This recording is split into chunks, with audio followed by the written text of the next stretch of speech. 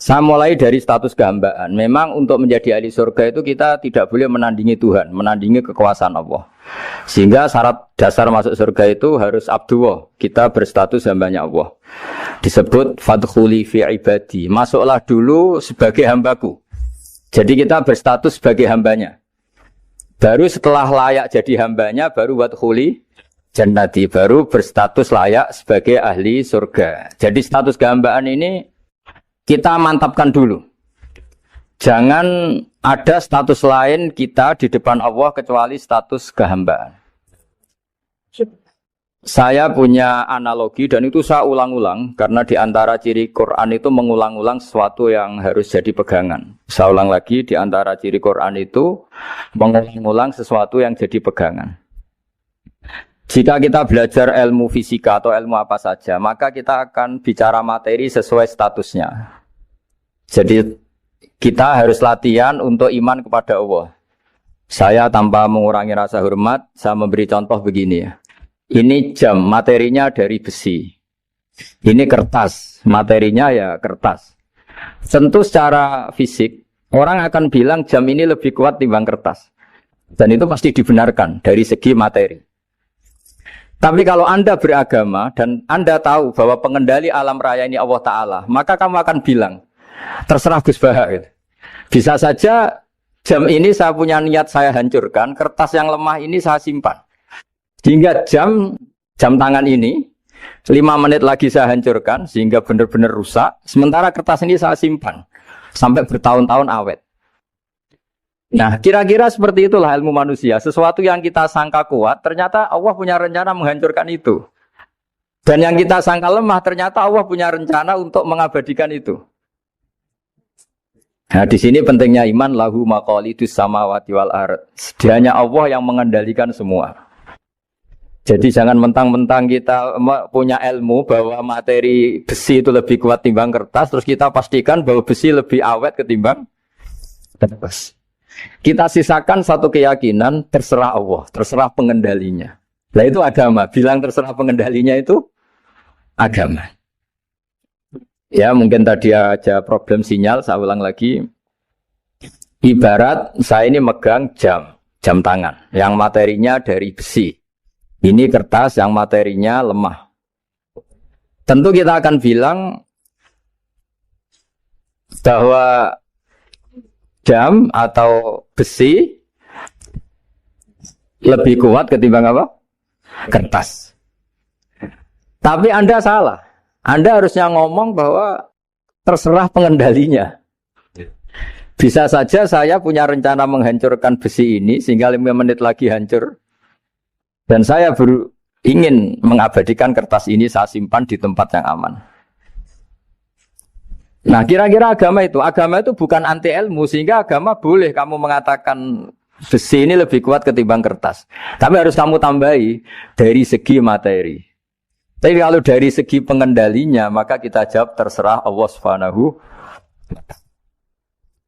Nah ini di sini pentingnya beragama. Jadi meskipun Mars itu kayak apa kuatnya, bumi gunung kayak apa kuatnya, ternyata gunung yang kita kira kuat ternyata nyimpan magma yang potensi meledak. Yang gunung kecil yang kelihatan dari pasir kecil yang tidak berdaya ternyata nggak nyimpan magma, jadi nggak direncanakan untuk diledakkan. Itu, nah. Agama itu seperti itu, yang disebut di surat Yasin misalnya Allah itu siapa? Yadihi malakutu kulli, yang dalam kendalinya itu semuanya di alam raya ini. Sehingga di kehidupan nyata juga sama. Ada orang yang nekuni ilmu ekonomi, tapi miskinnya Masya Allah. Ada yang gobloknya Masya Allah tapi kaya. Ada kiai yang punya doa banyak, hidupnya biasa, yang nggak punya doa kaya. Itu saya pernah baca di sebuah hadis qudsi, ada riwayat begini, Nabi Musa ketemu Allah ditanya, limadza kata Allah, kenapa saya memberi rezeki orang yang bodoh? Mak itu orang yang bodoh sekali, kadang tak ciptakan dia jadi orang kaya. Dan yang pintar ekonomi kadang tak ciptakan jadi orang miskin. Si Nabi ini tanya, kenapa ya Allah? Supaya dia tahu yang mengendalikan rezeki itu saya, bukan ilmunya dia katanya. Jadi banyak orang, misalnya kita yang pinter, Dipekerjakan orang yang nggak pinter, yang punya pabrik tidak pinter, mengerjakan orang yang pinter. Jadi ya kira-kira agama itu seperti itu. Sehingga dalam kita beragama itu yang paling ditekankan itu tawadhu. Tawadhu itu merasa sopan atau memang sopan betul. Kalau dalam Ihya disebut sekiranya Anda tidak bisa tawadhu secara rasa, tawadhulah secara ilmu. Saya ulang lagi ya, sekiranya Anda tidak bisa tawadhu secara rasa, tawadhulah secara apa? Ilmu. Karena ilmu itu akan abadi. Saya beri contoh begini, saya ini kan misalnya kiai di kampung saya atau di kecamatan saya. Saya mungkin bisa merasa hebat karena saya tokoh di sini. Tapi pastikan sebelum ada saya yang bernama Baha ini, agama sudah jalan. Dan di daerah lain yang nggak kenal saya juga agama sudah jalan. Betapa tidak pentingnya saya di kawasan-kawasan yang nggak butuh saya atau di era yang sebelum ada saya. Nah dengan ilmu seperti itu orang pasti tawadhu karena dia tahu daerah yang nggak ada saya ternyata ya ada masjid, ada agama. Periode yang sebelum ada saya juga agama jalan. Sehingga kita tidak kumo luhur, wah kalau nggak ada saya agama nggak jalan. Zaman Wali Songo tidak ada saya agama ya jalan. Ekonomi juga gitu. Kalau Anda pakar ekonomi yang mensejahterakan rakyat, cara tawadhu itu kalau nggak bisa dengan rasa, dengan ilmu. Sebelum ada kamu banyak orang kaya, banyak orang yang nggak kenal kamu juga kaya. Banyak periode yang saat itu udah ada Anda juga kaya. Berarti Anda ini tidak siapa-siapa. Makanya saya pernah didatangin seorang profesor. Ini kisah nyata. Gus, sebetulnya saya dengan bapak saya itu pinter mana. Bapak saya itu tidak tamat SD. Tapi saya bisa profesor. Saya ini profesor. Anak saya naik kelas saja sudah senangnya bukan main. Setidaknya ini orang bodoh bisa menciptakan orang pinter. Yang orang pinter kesulitan menciptakan orang pinter lagi. Nah, kalau kita tidak bisa tawadhu secara rasa, tawadhulah secara ilmu. Ikhlas juga gitu, saya sering ngajarkan ikhlas di beberapa kesempatan ngaji. Kalau Anda tidak bisa ikhlas secara rasa, ikhlaslah secara ilmu. Pasti bisa, bukan mungkin bisa, pasti bisa. Secara ilmu. Makanya di Quran disebut fa'lam annahu la ilaha illallah. Ilmu, fa'lam itu dari kata ilmu.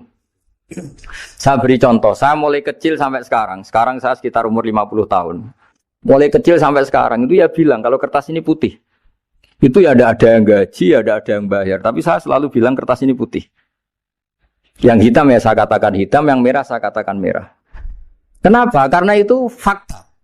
Saya ulang lagi, karena itu fakta. Sehingga saya untuk mengatakan putih tidak perlu ada yang bayar. Sehingga ketika kita latihan sholat, latihan ibadah, dan mengakui Allah itu sebagai Tuhan kita akan malu.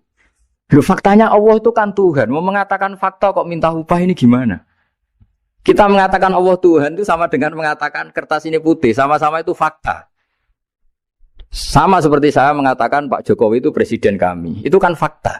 Masa nunggu kalau dikasih BLT katakan presiden. Kalau enggak ya enggak. Itu kan ribet jadi. Pak Manut misalnya rektor UGM. Mbok saya enggak digaji di sana atau enggak kerja di sana bilang kalau beliau itu rektor. Pak Ganjar gubernur Jawa Tengah. Mbok saya dikenal apa enggak ya beliau tetap gubernur. Lama sekali kita mengatakan fakta itu ikhlas. Ikhlas itu artinya enggak minta apa-apa. Karena kita ingin ngomong sesuai fakta. Nah Allah Tuhan itu fakta gitu. Nah kenapa untuk mengatakan Allah Tuhan nunggu? Dah saya ini Tuhan kamu. Ya nunggu dulu Gusti kalau engkau masukkan kami ke surga, engkau Tuhan. Kalau enggak ya enggak jadi. Tidak bisa seperti itu. Ya tetap Tuhan. Nah kalau Anda tidak bisa ikhlas secara rasa, ikhlaslah secara ilmu. Ilmu ya tadi kita akan selalu bilang yang putih, putih, yang hitam, hitam. Makanya ini pentingnya ilmu. Tawadhu juga gitu. Kalau Anda ditakdir orang yang GR, yang gede rumongso, ditakdir orang yang kumo luhur, secara rasa bisa dilawan secara ilmu. Ada periode di mana sebelum ada kita yang kaya ya banyak, yang dapat hidayat ya banyak, yang terpelajar ya banyak. Ada daerah yang nggak kenal kita, nyatanya pendidikan di situ jalan, sistem sosial baik. Betapa tidak pentingnya kita. Nah ini nanti memaksa kita atau melatih kita untuk tawadhu. Nah dari hikmah ilmu itu kemudian kita minta maaf sama orang lain itu mudah. Karena kita sadar bahwa adanya kita ini problem. Saya sering digojlok orang-orang kaya. Orang-orang kaya itu ya kadang agak kurang ajar tapi nggak bisa dibantah. Begini, pernah tanya saya gini, Gus, saya ini punya mobil mahal, harganya 2 miliar. Kayaknya yang berhak pakai jalan raya saya kan. Bisa, bayarnya pajak saya mahal. Sehingga kayaknya paling pantas saya. Yang naik ontel itu kan nggak bayar pajak.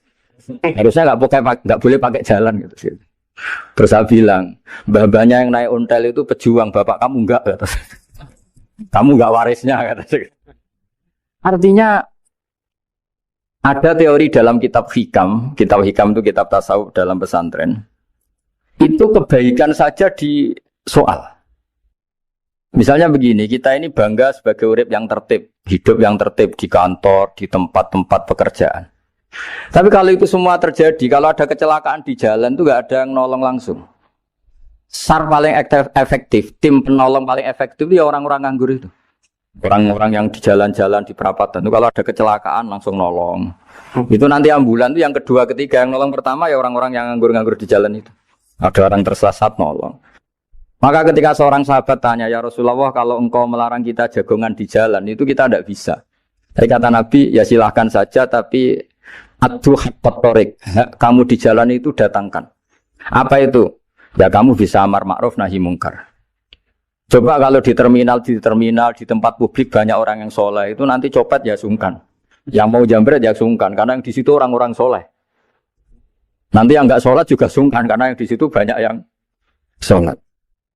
Jadi kenyamanan orang pergi jauh di tempat-tempat sepi itu ya barokahnya orang-orang nganggur terus ngaji, wah nengkono masih rame, ada orang yang di perapatan, di pertigaan.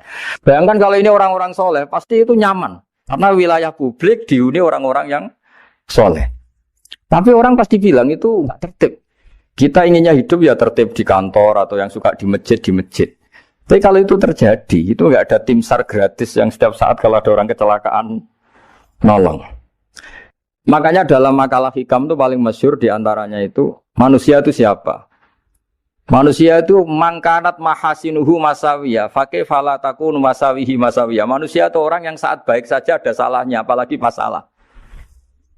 Jadi kalau kamu punya toko, lagi laris, dan saat laris itu Anda ngerumat keluarga Anda melakukan kebaikan pada keluarga Anda. Pasti ada toko lain yang termahjubkan, yang tersingkirkan. Makanya saya pernah diskusi sama kiai besar, guyonan sama saya. Kita kalau kiai besar sebaiknya kalau diundang di musala kecil datang apa enggak? Kata kiai yang satu, jangan datang Gus, itu jatahnya kiai kecil. Terus kata yang satu, datang Gus sebagai bukti tawaduk bahwa kita kiai besar pun mau diundang yang kecil. Akhirnya kita ini ya kadang datang kadang enggak, karena kadang kita enggak datang supaya jatah rezeki kiai kecil enggak terambil. Kadang ya mau datang supaya dikira tawaduk. Makanya kalau seorang profesor sering turba di bawah itu ya kasihan yang S1, SPDI itu kan nanti enggak jadi bintang kalau profesornya sering turun. Kalah terus itu. Jadi kadang-kadang itu orang itu harus berpikir secara ilmu, jangan rasa terus. Jadi itu ilmu. Jadi semua yang kebaikan yang kita lakukan itu secara ilmiah bisa diperdebatkan. Ada orang senang ngomong serius supaya bangsa ini maju. Tapi bapak saya itu pesan saya, kamu kalau ngiyai itu jangan sering ngomong serius kan. Masyarakat sudah capek mikir utang, mikir keluarga. Begitu sowan kiai dijak ngomong serius lagi nanti capek kan. Sehingga kiai-kiai dulu itu kalau ketemu orang ya guyon terus. Karena tahu masyarakat sudah capek. Sudah banyak yang takut tanggal kredit gitu. Sudah takut tanggal kredit, takut problem sowan kiai diancam neraka lagi itu kan ketakutan berkali-kali. Jadi makanya ini kan kebaikan itu dievaluasi karena kita tidak nabi, tidak wali. Jadi kalau kata hikam itu apa yang Anda kira baik itu ada masalah. Apalagi sedang masalah. Saya sering cerita ada orang suami istri harmonis sekali. Itu tanyakan ibunya, pasti mulai gak peduli dengan ibunya karena terlalu harmonis dengan istri. Itu pasti bukan mungkin lagi. Jadi jangan tanya istrinya, tanya ibunya. Oh, jok nikah lupa saya. Ngalor ngidul sama istrinya. Tanyakan temannya. Wah itu jok nikah lupa temennya. Tapi yang baik sama teman, tanyakan istrinya. Jatah belanja untuk ngopi. Begitu terus itu. Jadi siklus sosial itu. Nah di sini pentingnya saling minta maaf. Karena dalam kebaikan kita pasti ada kesalahan. Ketika karir kita baik di pemerintahan maupun di kampus, pasti dengan sendirinya ada yang agak tersingkirkan. Meskipun itu sudah hukum alam. Tapi apapun itu kita harus minta maaf. Makanya banyak, saya sering cerita berkali-kali, dulu itu ada dua nabi yang seangkatan. Itu luar biasa debat ilmiahnya, tapi debat baik. Mulai dulu ya ada polemik itu ya mulai dulu ya ada. Yang Nabi Yahya itu suka berkawan orang-orang soleh. Kalau ditanya, kenapa kamu berkawan orang-orang soleh? Ya enak lah, karena berkawan orang soleh. Yang Nabi Isa sering berkawan orang-orang yang enggak jelas. Ditanya, kenapa Anda suka berkawan orang-orang yang enggak jelas? Innama ana tabibun udawil mardo. Nabi dan kiai itu ibarat dokter, ya tentu menyembuhkan yang sakit. Kalau Anda seorang dokter, pasti neliti daerah-daerah pandemi. Masa neliti daerah sehat? Nah, jadi dulu Bapak wasiat ke saya gitu, kowe nak dadi kiai kok bengkel. Jadi kiai itu kayak bengkel. Kalau enggak siap dadane orang enggak jelas ya jangan jadi kiai kan. Itu ya, tapi kan masalahnya kita sendiri solehnya pas-pasan, takut terkontaminasi. Jadi yang jelek bukan jadi baik, kita yang baik jadi jelek. Nah itu kan mulai dulu ya polemik sejauh mana kita punya kekuatan untuk tidak terpengaruh yang negatif. Yang negatif terpengaruh kita menjadi positif. Jadi ini cerita-cerita sawalan bahwa dalam kebaikan kita itu ada kesalahan. Maka kita tetap istighfar, tetap saling minta maaf. Dulu bapak saya kalau diceritain ada seorang kiai sampai sepuh jadi imam masjid, istiqomah sekali. Dulu bapak saya itu guyu. Ya istiqomah, tapi wong liya terus ra iso dadi kader. Jadi calon-calon kiai ini sudah putus asa karena enggak pernah punya kesempatan jadi imam. Jadi di balik istiqomah itu ya ada memahjubkan orang lain. Makanya alhamdulillah di Indonesia itu ada pegawai pensiun. Kalau enggak habis itu. Karena yang anyar-anyar itu mesti ini kurang pengalaman, ini kurang senior. Tapi barokahnya ada pensiun kan gantian. Jadi masalahnya di dunia kiai itu udah ada pensiun. Tambah sepuh tambah mantap, tambah sepuh tambah mantap. Nah itu sebaiknya ya mulai mundur-mundur sedikit dari imam masjid itu. Ya nyari-nyari yang lain lah supaya ada kaderisasi, ada. Jadi intinya itu di balik kebaikan yang kita lakukan pun itu ada masalah sehingga kita butuh istighfar. Di sini pentingnya dawuhnya para wali-wali, dulu ada istilah wastighfaruna yahtaju ilal istighfar. Ketika kita minta maaf, sebetulnya minta maaf sendiri itu butuh minta maaf lagi. Minta maaf lagi itu butuh minta maaf lagi. Misalnya saya dengan Mas Hilmi ini akrab, pernah pakai uangnya misalnya. Itu kadang kita bayar itu malah tersinggung, kok kayak orang lain saja bayar. Minta maaf juga gitu, kalau kamu punya teman akrab, terus minta maaf resmi itu tersinggung. Kayak wong liya ae dulu sepuro. Jadi kadang dulu sepuro itu malah masalah. Itu kan sama, kamu punya teman akrab, terus kalau mau main, assalamualaikum, saged masuk nopo boten, angsal boten. Boleh enggak main, itu mesti teman kamu tersinggung. Kok kayak orang lain saja. Artinya ketika Anda merasa benar karena protokoler ketika masuk ke teman, ternyata itu salah. Teman kamu maunya enggak protokoler karena sudah akrab. Tapi ketika kita merasa akrab, ternyata selonang-selonang dianggap problem, kita tidak pernah tahu. Nah di sini kata ulama-ulama, minta ampun itu kebutuhan manusia. Karena dalam kebaikan kita pasti ada kesalahan. Makanya disebut wastighfaruna yahtaju ilal istighfar. Kita selalu diajari Rabbana dzalamna anfusana. Ya Allah, kita ini selalu mendolimi diri kita sendiri. Jadi saat kita baik pun ada unsur kesalahan. Yaitu tadi, kalau Anda jadi orang pasti ada yang termahjubkan. Kalau Anda kiai besar atau profesor atau pejabat turun ke bawah. Ya kalau gubernur turun terus ya bupati gak jadi bintang. Kalau saya kiai besar misalnya turun terus ya kiai kampung itu ya kasihan. Saya pernah diundang Manakipan tidak datang itu kiai kecil bilang, matur nuwun Gus gak teko. Aduh iwake gak untuk saya katanya. Barokahnya saya ada. Itu lucu ya, matur nuwun betul. Matur nuwun Gus jenengan gak dugi jadi. Akhirnya jatah besarnya untuk saya gitu. Nah, tapi yang punya rumah komplain. Terus udah ngeratau teko PP aku wong cilik. Nah, ini saya harus mendahulukan versi Soibul Bait yang punya rumah apa versi kiai yang termakjubkan. Artinya pilihan apapun saya harus istighfar karena ada saja unsur salahnya. Ya makanya ini kan makanya ya saya minta UGM juga saya sering undang saya terus nanti dikira karena kampus besar Gus Bak mau juga keliru lagi. Kalau 1-2 kali mungkin boleh, kalau keseringan ya nggak boleh. Nanti itu dikira saya maunya hanya sama kampus besar, padahal saya sama RT ya sering datang juga. Nah ini yang terakhir saya bacakan teks otoritatif sebagaimana janji saya. Kata Rasulullah SAW di sebuah hadis, ini terakhir nanti supaya nggak lama-lama, saya juga punya wadhifah. Ada orang itu punya hutang. Hutang itu ya hutang, memang hutang. Singkat cerita, orang itu tidak bisa bayar sampai akhirat. Dan aturannya Allah, orang yang punya hutang tidak bisa bayar ini harus diaudit, harus diselesaikan di akhirat. Kalau tidak bisa diselesaikan di dunia, diselesaikan di akhirat. Walhasil akhirnya di akhirat itu ditagih dan tidak mampu bayar. Karena di akhirat sudah tidak ada kredit, tidak ada ATM, tidak ada apa saja.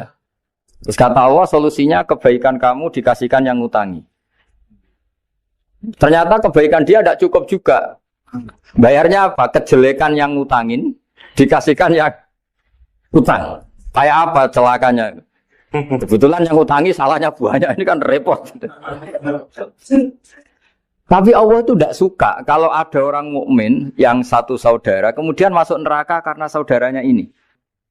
Kata Allah, jika ini masuk neraka berarti disebabkan komplain atau ketidakikhlasan temannya yang mukmin.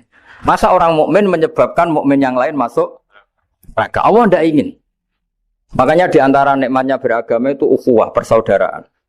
Baik persaudaraan atas nama iman atau atas nama kebangsaan atau atas nama kemanusiaan. Akhirnya si yang ngutangi ini tadi, jangan dibahasakan kreditur, nanti kita kayak bank, yang ngutangin lah nanti. Ya bahasa gampangnya yang ngutangin, karena tidak semua orang ngutangnya sama bank. Sama Allah ditunjukkan satu surga yang luar biasa. Nanti tak baca teks Arabnya ya, supaya dapat berkahnya bahasa Arab. Terus saking mewahnya surga itu, si yang ngutangin tanya, ya Allah itu untuk nabi siapa? Karena semewah itu pasti untuk kelas nabi. Atau untuk wali siapa? Katanya, terus kata Allah, sabda Allah, untuk siapapun yang mampu membeli. Lalu siapa yang bisa membeli surga semewah itu? Kamu bisa. Terus, dengan apa ya Allah? Kamu mengampuni teman kamu itu. Kamu bebaskan dari utangnya. Nanti tak kasih surga itu. Terus, akhirnya sama Allah, kata orang itu, ya Allah saya bebaskan. Ya sudah, kamu berdua masuk surga. Karena Allah tidak ingin ada kasus aneh. Dua orang mukmin ini kan bersaudara. Masa bersaudara kemudian yang satu menjadi penyebab masuknya neraka karena ini tidak mau memaafkan. Artinya kalau kita syawalan itu harus benar-benar mau memaafkan, karena kalau tidak Anda menjadi penyebab teman kamu masuk neraka. Jadi kita janganlah jadi orang mukmin yang menjadi problem bagi saudara kita. Jadi makanya saya itu berharap ada wali utang saya terus tidak bisa bayar, karena ini masih dibela-belain Allah ini. Karena Allah nggak ikhlas kalau ada walinya masuk neraka. Jadi kalau ada wali utang kamu, itu utangin saja, doain nggak bisa nyaur, no? Nggak bisa bayar. Nanti ini akan dibela-belain Allah di akhirat. Karena wali ini nggak pantas masuk neraka. Ya, jadi kalau ada wali utang kamu mau bayar, sudah tidak usah bayar, nanti di akhirat saja.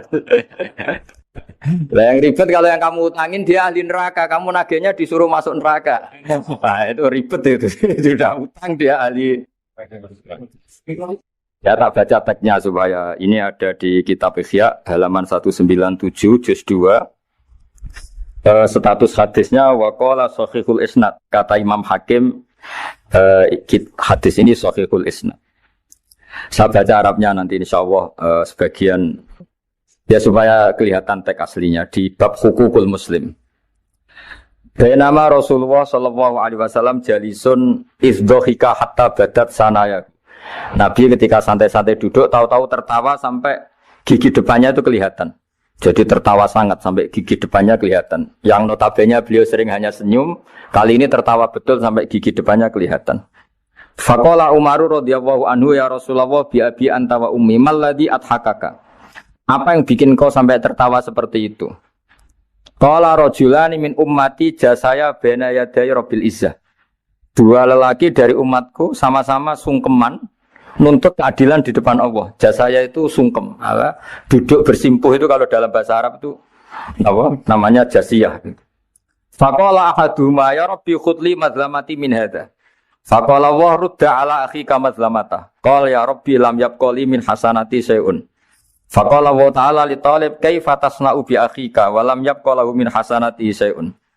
Faqala ya rabbi falyahmil anni min auzari. Kalau kebaikannya dia tidak cukup, ya salah saya supaya dilimpahkan ke dia.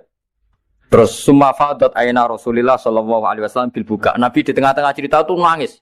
Senangis-nangisnya karena habis seneng lalu nangis karena ini kan kebaikannya sudah dikasihkan habis, cukup enggak cukup. Akhirnya kejelekan yang utangin ini diberikan. Makanya kalau kamu ingin masuk surga, utangi orang-orang soleh sebanyak-banyaknya. Dan doain nggak bisa apa? Nyaur. Tapi tak jamin orang soleh itu nggak suka utang. Karena hidupnya sederhana ini. Kayaknya saya tidak akan utang Mas Ilmi itu. Karena orang soleh itu hidupnya sederhana, pasti tidak butuh. Kalaupun utang paling ya untuk makan, kan gampang nyaurnya apa? Terus kata Rasulullah, faqala inna dzalika la yaumun 'azimun yauma yahtadun nasu fihi ila ayuhmala anhum min auzarihim. Terus fayaqulu Allah Ta'ala lil mutadzallim irfa' basarak. Coba kamu lihat yang di sana itu ada apa? Fanzur fil jinan. Coba surga itu kamu lihat. Faqala ya rabbi ara madaina min fiddatin wa kusuran min dhahabin mukallalatan bil lu'lu'. Saya melihat surga yang begitu mewah, semuanya bertatahkan intan, semuanya materinya dari emas, bertatahkan intan. Lalu li ayyi nabiyyin hadza? Itu untuk nabi siapa? Terus awli ayyi siddiqin awli ayyi syahidin. Terus qala Allah hadza liman a'tas saman. Itu untuk siapa saja yang mampu beli. Qal ya rabbi wa may yamliku dzalik? Siapa mampu beli surga semewah itu? Kata Allah anta tamliku, kamu bisa. Qal bimadza ya rabbi, dengan apa? Qal bi afwika an akhika. Cukup kamu memaafkan saudara. Jadi kalau maafkan tidak pakai uang itu kurang seru. Yang seru itu punya teman utang 50 juta dimaafkan. Jadi memaafkan paling seru itu maafkan apa? Utang. Kalau maafkan sama-sama salah miso apa itu enteng itu. Jadi yang seru itu teman punya utang 100 juta kamu itu seru ini. Dan nanti aja di akhirat nanti itu ada di akhirat. Ya nanti notanya di bawah kalau ya bi afwika anakika. Jadi surga semewah itu maharnya atau harganya cukup memaafkan saudara kamu. Terus qala ya rabbi qad afautu anhu. Sudah Gusti, sudah sekarang saya maafkan. Fayaqulu wa ta'ala khud bi yadi akhika fa'adkhilhul jannah. Ya sudah sekarang kamu berdua sama-sama masuk surga. Karena ini orang soleh, enggak pantas masuk neraka. Yang punya utang ini enggak pantas masuk neraka. Nah ini yang ribet kalau yang utang ya ahli neraka, yang utangnya ahli neraka. Ngapain debat utang, wong kamu sudah ahli neraka. Hanya tanpa kasus utang pun sudah jatah. Nah, ini ribet kalau ketemu orang-orang yang jatahnya ada di surga. Cuma qala sallallahu alaihi wasallam ittaqullaha wa aslihu dzata bainikum fa innallaha ta'ala yuslihu bainal mu'minin yaumal qiyamah. Jadi di antara proyek besar Allah itu menjadikan orang mukmin itu bersaudara dan saling memaafkan. Itu sampai akhirat proyek itu masih dilakukan Allah. Maka ketika di dunia kayak sawalan ini usahakan saling memaafkan karena keinginan Allah sampai akhirat pun seorang mukmin itu saling memaafkan. Ya, jadi ini sebagai penghormatan saya pada teman-teman alumni UGM juga semua muhibbin, semua yang memanfaatkan ngaji ini bahwa kita harus berjiwa besar untuk saling memaafkan. Ya, saya kira demikian dan mohon maaf. Assalamualaikum warahmatullahi wabarakatuh. Nah, saya persiapkan ngaji di sini itu ngaji usul fikih. Dan nanti kalau sampean usul fikih wis pinter, kula berkali-kali berharap sama Allah Ta'ala supaya malaikat pencatat kita raqib atid itu pakai ilmu usul fikih sehingga kita ini orang hebat. Kalau nak malaikat itu pakai usul fikih, nak sampean turu barisak turu sampai jam 5. Niku mboten ditulis hada tarokat ta'allum, wa tarokat tahajud, wa tarokal witro. Ini ninggal belajar, ninggal tahajud, ninggal witir. Tapi ditulis ngeten. Hada tarokal ma'asiyah kullaha. Jadi kok ditulisnya iku hadza tarakal ma'asiyah kullaha. Dugem ya ora, demenan ya ora, nyopet ya ora, ngrasani ya ora, pancen turu. Nah, sehingga naumul alim ibadah ya di sini, tidurnya orang alim itu ibadah. Karena nak melek itu tarung tenan. Sampean kangkang misalnya melek nyekel HP, mungkin bawaannya ingin melihat gambar yang enggak benar, ingin melihat hal yang enggak benar. Tenak turu kan ya sudah selesai. Gak perlu bertarung. Misalnya sampean wong kota, ono dangdutan, kepengen delok. Tapi nak sampean turu, tangi turu wis bar. Nah makanya kita berharap malaikat itu cara berpikir mboten hadza tarokat tahajjuda, tapi hadza tarokal ma'a siap. Nah di sini pentingnya ngaji usul fikih. Usul fikih itu ilmu yang nekuni itu. Sehingga dalam ilmu usul fikih di kitab Lubul Usul, saya tadi juga menghadiahi Gus Sobi kitab Al-Mustasfa karangannya Imam Ghazali, Fi Usulil Fiqhi.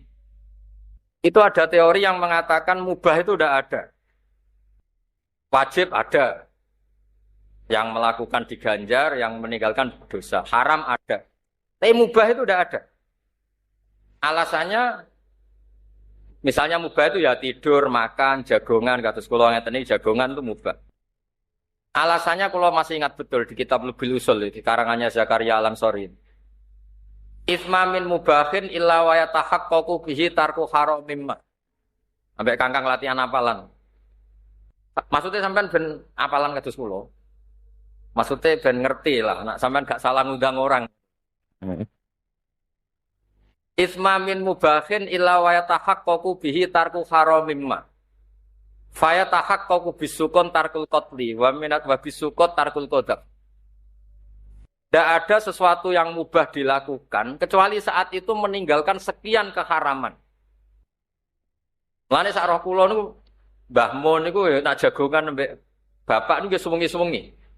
Kiai-kiai Lirboyo, kiai Peloso kabeh senengane jagongan. Gojlok santri guyon suwengi-suwengi. Karena ketika kita guyon mbek kanca kiai, itu artinya agak guyon mbek perempuan nakal, tidak guyon di tempat maksiat. Wiku setan pusing. Boten pusing piye? Mestinya setan tuh inginnya semua orang asik dengan maksiat. Ternyata ini asik dengan sesuatu yang boleh. Jadi kue sewengi rokokan, misalnya kangkang sewengi rokokan cerita, cocokan melarat. Biasanya kangkang itu cek cocokan melarat. Cocokan radhi duit. Duit ku karek 10.000, aku malah karek 5.000. Pokoknya cocokan itu. Enggak ilmu kayak ngoten. Kowe hafal alfiah, hafal 500. Aku 300. Jadi boten. Tapi ini nanti kalau malaikat pakai usul fikih, itu ngitungnya itu ihtimam bi amrin muhimin. Ini orang mikir sesuatu yang penting. Dan orang ini tarokal ma'asiyah, orang ini meninggalkan apa maksiat.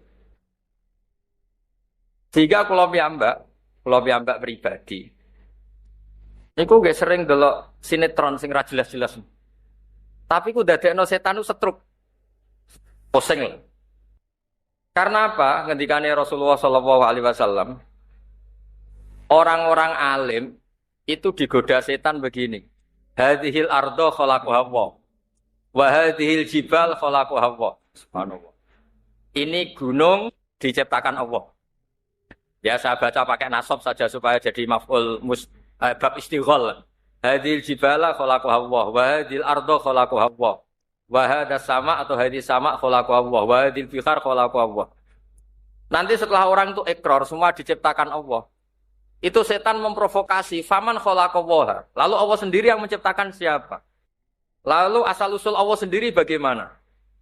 Sehingga banyak di beberapa sekolahan yang dulu sholat karena belajar filsafat terus tidak sholat.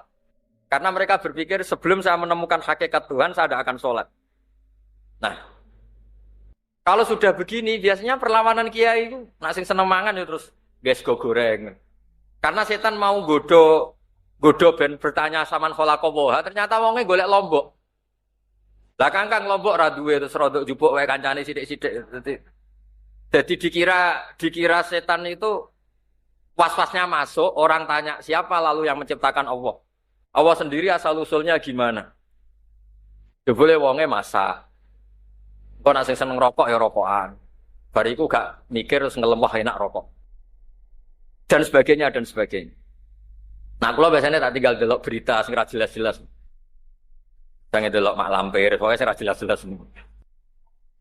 Itu supaya was-was itu tidak masuk lagi. Min syarril waswasil khannas alladzi yuwaswisu fi sudurin nas minal jinnati wan nas. Nah, saya berharap anak-anak Pacul Bawang ini, pokoknya yang mondok di keluarga Mbah Aziz ini, ilmu usul fikih itu jadi perangkat perlawanan terhadap setan. Makanya ngendikane Nabi Ibrahim, nanti para wali itu pegangannya 3. Di antaranya yang terakhir itu waladzatun fi ghairi muharramin. Dia menikmati sesuatu asal tidak haram.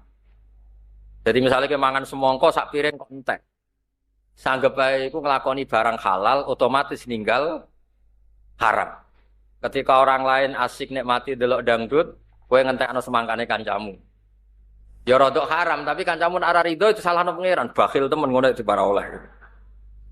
Akhirnya dalile santri wis uli marido, wis akhir kira-kira rido ya soleh. Mulane jare Mbah Mun niku gasap ku ya dosa, tapi nak pondok terlalu ketat itu didik wong medhit. Karena ya itu kan dalile santri kan uli marido. Mosok sandal disilek kancane dihukumi napa? Gasap. Ya kebangetan. Tapi segasap terus rata tuku sandal ya kebangetan. Maksudnya ini ya gasap tapi ya duwe sandal ben satu-satu. Jadi ndekne gasap dosa, sandalnya digasap untuk ganjaran. Jadi kok totalan itu podo lah gitu. Kalau zaman mondok digawani gelas mbek ibu, kalih napa 3. Wis gelas iki nggo nak ilang aja goleki. Dadi kowe nak nganggo kancamu misale dosa, wekmu dienggo wong liya ganjaran. Dadi kok sumbut lah. Dadi iki cara trik melawan gasap. Jadi sebetulnya masih bisa dielmoni lah. Nah, tapi kalau ilmu usul fikih ini hilang di kota itu sering kalau ditakoki, Gus kiai pegawainya kok guyon gojlok-gojlokan. Lho kiai ngempet kepengen rawayah ya perjuangan. Akhirnya mau bakas tok tapi rapati wani kan ngoten. Lho wong liya kepengen delok film, ketemu delok dangdut. Ustaz juga manusia. Perlawanannya ya guyon gojlok-gojlokan. Kayak kula mek Gus Muid itu gojlok-gojlokan. Akhirnya kan lali. Ujug-ujug wis esuk, dandutane wis bar. Jadi lah itu usul fikih. Jadi usul fikih itu banyak ulama yang mengatakan mubah itu tidak ada. Karena efek positif mubah adalah tarkul haram. Nah sekarang tarkul haram itu wajib apa sunat? Wajib. Berarti fal mubah wajib. Lah nak turu iku mubah berarti turu wajib. Wah ya perkara. Ayo ribet apa diatur ngono ya ribet. Nak bandingane maksiat lho nggih, nak bandingane. Tapi nak diwalik turu iku haram. Pondok duwe jam wajib. Lah nak turu berarti tarkul wajib. Berarti turu haram. Jadi turune kangkang yo imma wajib wa imma haram. Cara berpikir tadi, ngwayahi bojone blonjo kok sing lanang turu, berarti tarkul wajib. Paham ya? Wae dangdutan kok turu, berarti tarkul haram. Nah, saya berharap ilmu usul fikih seperti ini itu akan mengawal kita. Akan mengawal kita untuk menjadi Islam yang ahlul ilmi. Lalu kalau cek emot, ini cerita ya, agak serius. Mbah Maimun Zubair guru kula, guru kita semua. Niku akrab mbek tiyang nasionalis. Termasuk akrab mbek Bu Megawati. Ketika tak tanya, sebelum saya tanya, beliau memberi penjelasan. Ya seneng Indonesia, sementing rukun. Kumpul wong macam-macam rapopo ya, wong rokan kumpul macam-macam rapopo. Bukan menghalalkan masalah pakaiannya ndak. Sementing rukun. Nak rukun itu dosane itu gak tarkul, gak safkut dima. Pokoknya nak rukun, itu dosane gak sampai qatlul mukmin. Tapi nak Indonesia gak rukun, dosane itu qatlul mukmin. Maksudnya kalau Indonesia ndak rukun itu dosane itu saling bunuh. Nah, tapi nak rukun senajan to rapati ideal teman-teman iki wis ngono-ngono tok dosane. Jadi ternyata itu ada perhitungannya. Paham tuh yang kalau maksud itu? Terus Kamu jangan melihat wiki kiai kancanan wong abangan misalnya seperti itu. Jangan seperti itu. Semua kiai itu punya ikhtiar supaya kita ini umpama dosa ya aja sampai dosa sing level atas lah. Misalnya asyirku billah, qatlul mukmin ini dosa-dosa level napa? Atas. Nah caranya tidak ada qatlul mukmin gimana? Ya kita harus rukun, menerima kemajmukan Indonesia, menerima kebinekaan, menerima seperti ini. Tapi beliau-beliau cara melakukan itu santai. Kayak gak ada apa-apa. Makanya kalau suwun santri-santri ketika melihat Mbah Aziz berpolitik, Mbah Mun berpolitik, banyak kiai-kiai berpolitik, itu anggap saja seni merebut kekuasaan dengan cara yang tidak safkud dima. Dulu nak ono dalang kok bojone ayu. Niku ora usah ngerayu. Ayo adu tarung sing menang untuk bojo ayu. Tarung, kok sing kalah ya bojone dipek. Kerajaan juga gitu tuarung, sing kalah bojone dipek, kerajaane. Nah sekarang itu kan enggak, untuk merebut kekuasaan itu berpolitik meskipun ya kalau untuk bodoni sithik-sithik kadang-kadang ini. Kadang-kadang gue sering ngeraro lah. Pokoknya tapi yang penting itu enggak begitu cara merebut itu enggak seperti cerita-cerita dulu. Duel terus kudu ana sing mati. Nah, intinya itu ya itu usul fikih atau kaidah fikih ya sudahlah. Apa urtukiba akhafud dororen. Nah, kalau kepengen pondok mriki niku kaidahnya seperti itu. Berarti kaidah fikih ku wapal lah. Wa idza tama'a dororone urtukiba akhafuhuma. Soale darul mafasid muqaddamun ala jalbil. Iku ngelotok. Aja kok pendakape tes. Ribet. Ngaji kok pendak apa? Belajar pendak badhe napa? Kalau de kanca kurang ajar, nak angger tes kabeh dijawabani tulis la ilaha illallah Muhammadur Rasulullah.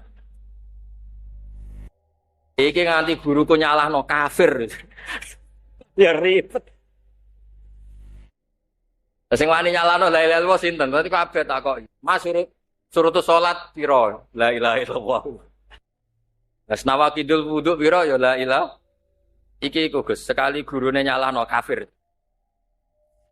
Ayo ribet sih.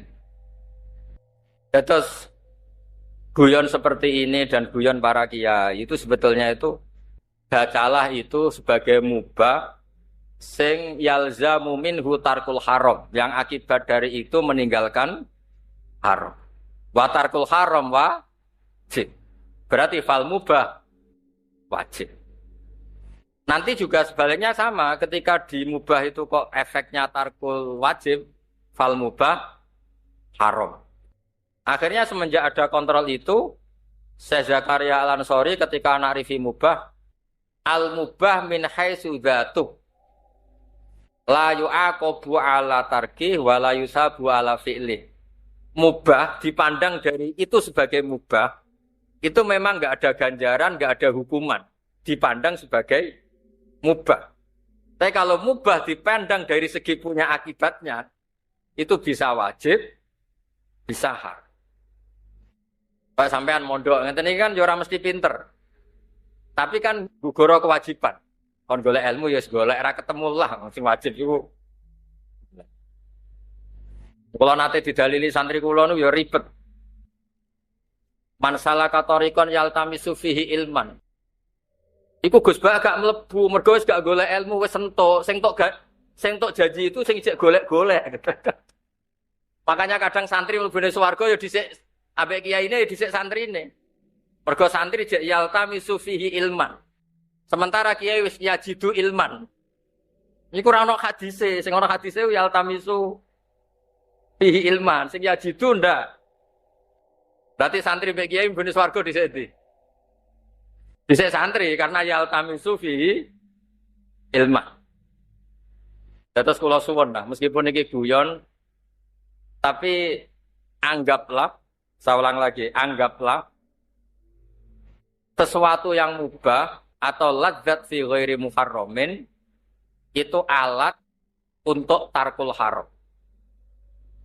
Lah nanti kalau jenengan sudah seperti ini akan tahu kualitas dawuh Allah Ta'ala ketika ngendikan wa min ayatihi manamukum billaili wan nahar.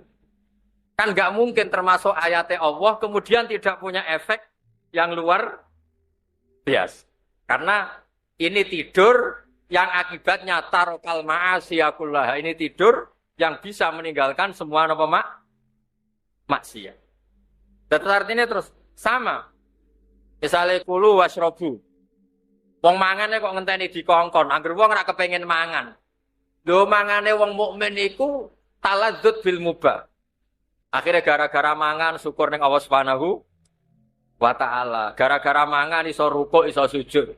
Berarti hadzal aklu yutaqawwa bihi ala taat. Ini makanan untuk supaya orang kuat taat. Tidak kualitas kul wasrobu bukan lagi al aklu mubah ndak, tapi al aklu alatun lit taat. Paham nggih? Dados kula suwun niki wonten para mas saya ilmu usul fikih itu dikembangkan sedemikian rupa sehingga nanti kita masuk naumul alim napa ibadah. Tidurnya orang alim itu ibadah karena an-naumu bimakna tarkil ma'asi. Karena di sini naum dengan makna meninggalkan apa maksiat. Nggih, ngoten mawon.